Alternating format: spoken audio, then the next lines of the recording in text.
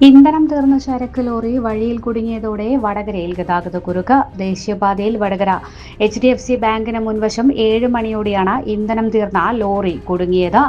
കോഴിക്കോട് ഭാഗത്ത് നിന്ന് വരികയായിരുന്ന ലോറി ഇന്ധനം മാഹിയിൽ നിന്നും നിറയ്ക്കാമെന്ന ധാരണയിൽ ഡ്രൈവർ ഓടിച്ചു വരികയായിരുന്നു. എന്നാൽ വടകരയിലെത്തിയതോടെ ഇന്ധനം തീർന്ന ലോറി നിന്നു പോവുകയായിരുന്നു. ഇതേ തുടർന്ന് ഏറെ നേരം ഗതാഗതക്കുരുക്കുണ്ടായി. സമീപത്തെ ഫുട്പാത്ത് വഴിയാണ് വാഹനങ്ങൾ കടത്തിവിട്ടത്. എന്നാൽ വലിയ വാഹനങ്ങൾക്ക് ഇതുവഴി കടന്നുപോകാൻ പ്രയാസമാണ്. ലോറി മാറ്റാൻ ഏറെ സമയമെടുക്കുമെന്നതിനാൽ യാത്രക്കാർ കുടുങ്ങിയിരിക്കുകയാണ്. ഇത്തരത്തിലുള്ള സംഭവങ്ങൾ ആവർത്തിക്കപ്പെടുന്നുണ്ട്. കഴിഞ്ഞ ദിവസങ്ങളിലും ഇത്തരം സംഭവമുണ്ടായിരുന്നു. ഇന്ധനം നിറയ്ക്കാമെന്ന ധാരണയിൽ ഡ്രൈവർ ലാഭം നോക്കുന്നത് പ്രയാസത്തിലാക്കുന്നത് സാധാരണ യാത്രക്കാരെയാണ്. ഇടുങ്ങിയ സർവീസ് റോഡായ ഇവിടെ മറ്റു വഴിയില്ലാതെ പോകാനും കഴിയില്ല.